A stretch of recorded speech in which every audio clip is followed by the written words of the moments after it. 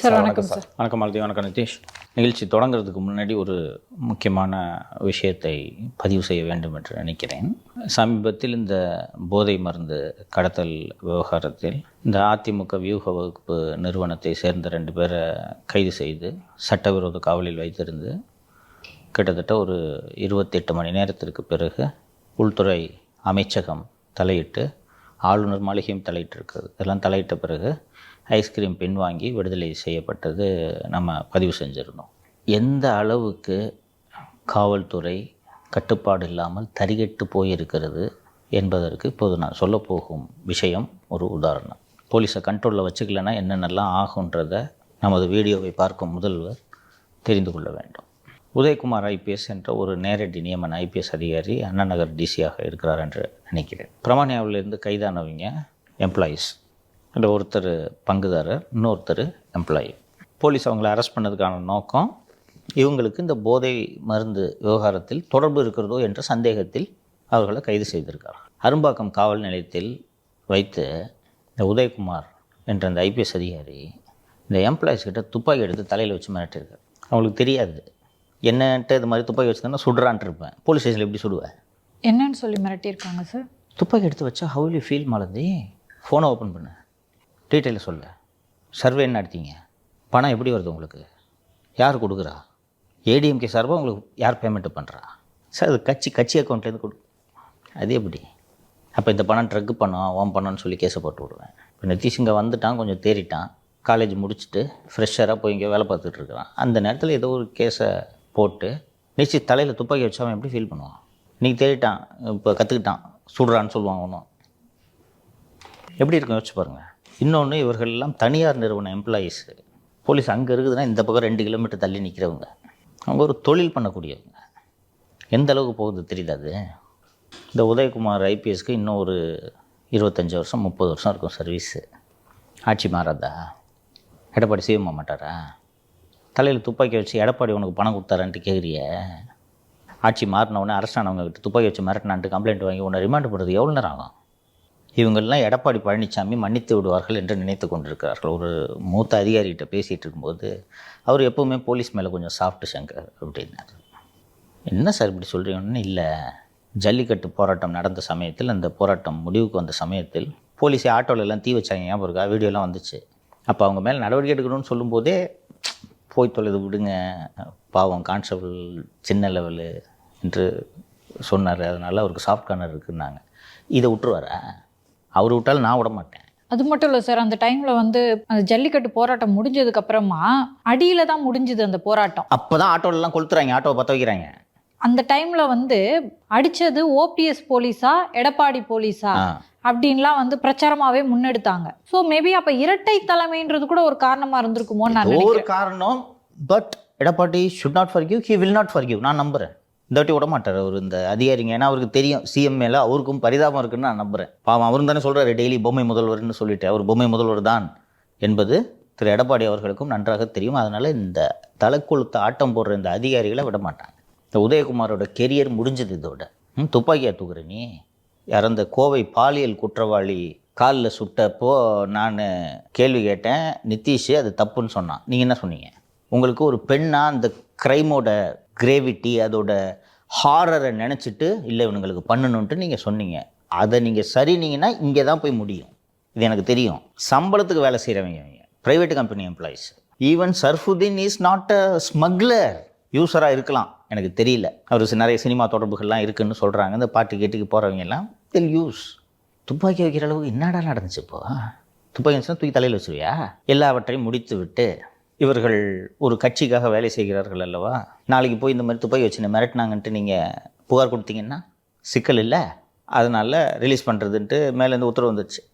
ஒரு video camera on பண்ணி police உங்களை எப்படி நடத்தினாங்கன்னு பேசுங்க. போலீஸ் ஸ்டேஷன் உள்ளே உட்காந்துட்டு 1 மணி நேரம் முன்னாடி தான் தலையில் துப்பாக்கி வச்சுருக்கான். அவர் வந்து நீ எனக்கு துப்பாக்கி வச்சேன்னு கேமராவில் சொல்ல முடியுமா? அவர் சொல்லுவாங்களா? இப்போ நாளைக்கு ஒரு வேளை அங்கே அந்த கைதானவர்கள் புகார் அளிக்கிறார்கள் நீதிமன்றத்தில், இது வழக்காக போகிறதுன்னு சொன்ன உடனே தூக்கிட்டு போய் காட்டுவாங்க கோர்ட்டில். சார் பாருங்கள் சார், அவரே சொல்லியிருக்கிறாரு. உடனே நீதிபதி அடடே அவரே சொல்லிவிட்டாரு, இது போய் புகார், வழக்கில் முகாந்திரம் இல்லை. ஆட்சி மாறிச்சுன்னா இது கோர்ட்டுக்கே போவாதே, ரெக்கார்ட் பண்ணி வச்சுக்க. நமக்கு 7 கிணறில் கேட்டது போலத்தான் அந்த விசாரணையும். 100 150 கொஸ்டின், 20 கொஸ்டின் தான் போதை மருந்து சம்மந்தமாக. மீதி 150 கேள்விகளும் எப்படி அதிமுக ஒப்பந்தம் உங்களுக்கு கிடைத்தது? ஏன் இவங்க ஏதோ வாங்க போகிறாங்களா? இந்த கொஸ்டினை சர்வ் பண்ண டைம் தெரியுமா? 3 AM.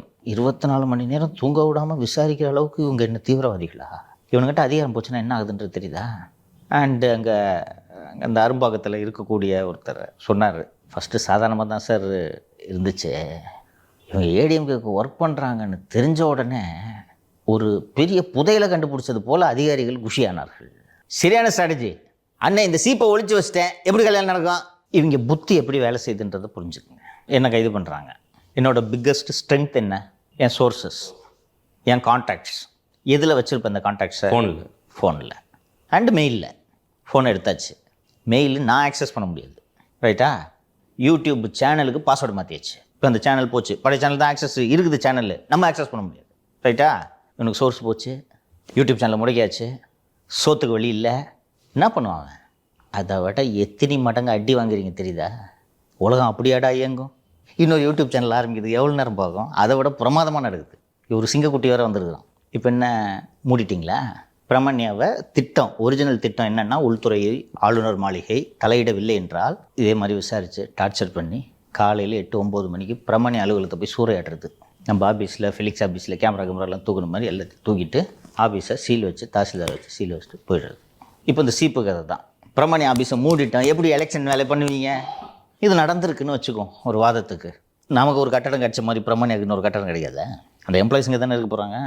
சார் நீங்கள் சொல்கிறதெல்லாம் சரிதான் சார், கட்டடம்லாம் கண்டிப்பாக கிடைக்க தான் செய்யும். இருந்தாலும் எலெக்ஷனை இவ்வளோ நெருக்கத்தில் வச்சுக்கிட்டு திரும்ப தேறி வர்றது அப்படிங்கிறது ஒரு நோமாலஜி யோர் ராங். அந்த மனித மூளை எப்படி வேலை செய்யும், எப்படி அடாப்ட் பண்ணிக்கும் அப்படின்றது நீங்கள் அண்டர்ஸ்டாண்ட் பண்ணிக்கல. 15 days புஷ்பேக் ஆகிடுச்சு. பிரமண்யாவோட ஒர்க்கில் ஒரு 15 நாள் அவங்க இழந்துட்டாங்கன்னு வச்சுக்க. இன்றைக்கி நானும் நீயும் தான் பிரமண்யா ஸ்ட்ராட்டஜி குரூப்பு.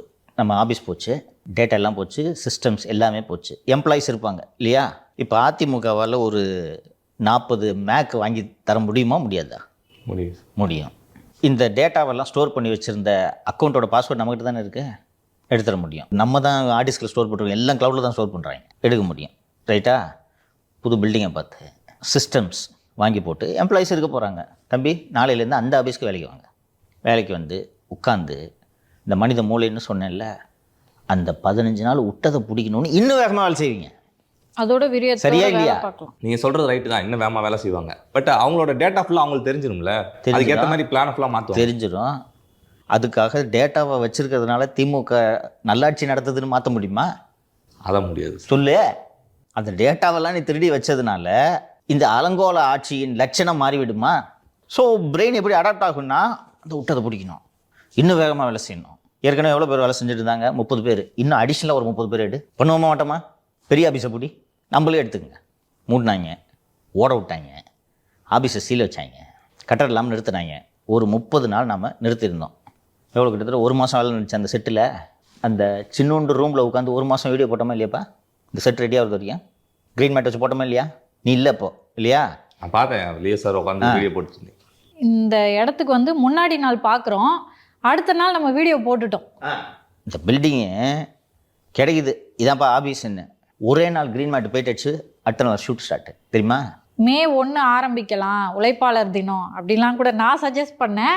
ஆனால் 26ஆம் தேதி ஏப்ரல் மாதமே வீடியோஸ் போட ஆரம்பிச்சிட்டோம். அப்போ ஒரு நாள் பிரேக் விடல, இது நடந்துக்கிட்டே இருந்துச்சு. செட்டு ரெடி ஆனவுடனே அந்த சேர்லாம் தூக்கின்னு வந்து இங்கே வந்து போட்டு இதில் ஷூட்டு. என்ன பண்ணிட்டீங்க? டெய்லி அட்டி எப்படி உழுது கவர்மெண்ட்டுக்கு. ஆனால் இவங்க புத்தி எவ்வளவு குறுகலாக சிந்திக்கிறது என்று பாருங்கள். விரல்கள் 10 மூலதனம். ஸோ இது நடக்குதுன்னா நாளைக்கு திமுக ஆட்சியில் உதயநிதி தூக்கின்னு வந்து வச்சு அவர் தலையில் துப்பாக்கி வைக்க முடியாதா? முடியுமா? முடியாதா? அந்த உதயகுமாரே செய்வாங்க. இந்த மாதிரி வேலையை செய்யக்கூடிய அதிகாரிகள் இழிவான மனிதர்களாகத்தான் இருப்பார்கள். புரியுதா? கூப்பிட்டாது என்னென்னு விசாரிச்சு சொல்லுப்பானா விசாரிங்க, அது ஒரு தப்பு இல்லை. கவர்மெண்ட் சொல்லுது, உயரதிகாரி சொல்கிறார், விசாரி. துப்பாக்கி எதுக்கிட்டா தூக்கி வைக்கிற? ஐஸ்கிரீம் சொல்லியிருப்பார், கண்ணு தூக்கி வை, பயந்துட்டு எல்லாத்தையும் சொல்லுவாங்கன்னு. ஐஸ்கிரீம் காப்பாற்றிடுவார் ஒன்று நாளைக்கு. அறிவு வேணா?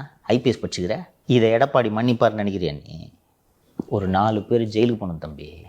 4 பேர் இந்த மாதிரி வேலையை பார்த்ததுக்கு நம்ம வெள்ளம் போய் கேஸ்லாம் போட்டாங்கல்ல, 4 பேர் ஜெயிலுக்கு போனால் அடுத்து அதிமுக ஆட்சியில் இருப்பவர்கள் யாருமே ஏதாவது இப்படி போய் வழக்க போடுங்கன்னு சொன்னாலும் செய்ய பயப்படுவாங்க அதிகாரி. புரியுதா? சார் போன வாட்டி இப்படி போட்டவங்க ஜெயிலில் இருக்காங்க சார், நான் செய்ய மாட்டேன் சார். அதனால் இந்த சமூகத்தையும் நிர்வாகத்தையும் சீர்திருத்துவதற்காக தயவு தாட்சண்யம் பார்க்காமல் திரு எடப்பாடி பழனிசாமி அவர்கள் இந்த அதிகாரிகள் மீது உறுதியான நடவடிக்கை எடுக்க வேண்டும் என்பதை இந்த நேரத்தில் கோரிக்கையாக வைத்துக் கொள்கிறேன். அந்த விஷயம் அன்னைக்கு பற்றி பேசும்போது சொன்னேன், ஆட்டக்கட்சி மாட்டக்கட்சி எங்கே கடிக்கிறாங்க பார்த்தியா, அவங்க யாருக்கு வேலை செய்கிறாங்கன்னு தெரியும். உப்புமா கட்சிக்கு வேலை செய்கிறாங்க. தமிழ்நாட்டு ஆண்ட கட்சிடாது. திமுகவை பொறுத்த வரைக்கும் அவ்வளோ ஸ்ட்ராட்டஜிஸ்ட் இருக்காங்க. ஏன்டா டே, அவங்க பேசின ஸ்ட்ராட்டஜிஸ்ட்லாம் நீங்கள் தூக்கிட்டு போகிறீங்க. அவங்க இருந்து ஒரு ஆந்திராவிலேருந்து ஒரு ஸ்ட்ராட்டஜிஸ்ட்டை பிடிச்சிட்டு வந்து வேலை செய்கிறாங்க, அவங்க கூட செய்யக்கூடாதா? அதிமுக ஐடி வந்து சுத்தமா ஒர்க் பண்ணலன்னு நம்மளுக்கு தெரியும். விடுங்க, அது ஒர்க் பண்ணாது. அது இவங்க இப்பதான் தடுமாறி ஆரம்பிக்கிறாங்க. ஆனா அதையும் கருக்கணும். இந்த அளவுக்கு இன்செக்யூர்டா இருக்காங்களாங்க சார்? இன்செக்யூர்டா இருக்காங்கன்ட்டு இல்லை, யோசிச்சு பாருங்க. நீங்கள் ஐஸ்கிரீம் ஏதாவது பண்ண முடியுதா? இவ்வளோ புகார் வருது, நம்ம அலுவலகத்தில் இவ்வளோ புகார் வருது, ஊரே சொல்லுது ஒரு பைத்தியம் அப்படின்னு. ஏதாவது பண்ண முடியுதா? இந்த சுதந்திரம் எந்த ஆட்சியிலாவது கிடைக்குமா? அப்போ ஐஸ்கிரீம் மகாராஜாவாக வாழ வேண்டும் என்றால் இந்த ஆட்சி தொடர வேண்டும். அதற்கு அவர்களால் முடிந்த பங்களிப்பை செய்ய வேண்டும். அந்த பங்களிப்பு பிரமணி அலுவலகத்தை மூடினால் திமுக ஜெயித்துவிடும். அப்படியாப்பா ஜெயிச்சிடும்? 6 கோடி ஜனங்க ஒரு ஸ்ட்ராட்டஜி ஆஃபீஸை மூடுனா, ஏப்பா ஸ்ட்ராட்டஜி ஆஃபீஸை மூட்டாங்கப்பா நான் உதவி செய்வேன் என்ற டே. அந்த எண்ணத்துல தானே சார் சவுக்கு மீடியாவையும் மூடுறாங்க, ரெட்பிக்ஸையும் மூடுறாங்க. அதாவது திமுக ஆட்சிக்கு எந்த களங்கமும் வரக்கூடாது. அதோட நோக்கம் திமுக என்ற 75 ஆண்டு கால கட்சி வாழ்வாங்கு வாழ வேண்டும், சமூக நீதி நிலைநாட்ட வேண்டும் என்பதல்ல, நான் நல்லா இருக்கணும்ன்ட்டு. எடப்பாடி ஆட்சியில் இப்படி ஒரு பொம்மை டிஜிபி போட்டு இஷ்டத்துக்கு நீங்கள் வேலை பார்த்துட்டு இருக்க முடியுமா? மதுரையிலேருந்து உறவின் முறை நடத்துகிற கடையிலேருந்து ஒரு போலீஸ் வேனில் சோஃபா ஆர்டர் பண்ண முடியுமா? நினச்சதெல்லாம் செய்ய முடியுமா? ஒரு ஃபோட்டோகிராஃபரு ஒரு மூத்த டிஜிபிக்கு உத்தரவிட முடியுமா? அலெக்சாண்டர்லாம் டிஜிபியாக இருக்கும்போது இவனுங்க இருந்திருக்கணும், கட்டி தொங்க விட்டுருப்பாரு இவனுங்களெல்லாம். ராமானுஜெல்லாம் இருந்திருந்தாருன்னா ஏண்டா வேலையில் சேர்ந்தவனுக்கு அழ வச்சிருப்பாரு. அப்படிப்பட்ட அதிகாரி இல்லாமல் ஒரு பொம்மை டிஜிபிக்கு கீழே இந்த துறை செயல்படுவது காலத்தின் கொடுமை. விடுங்க.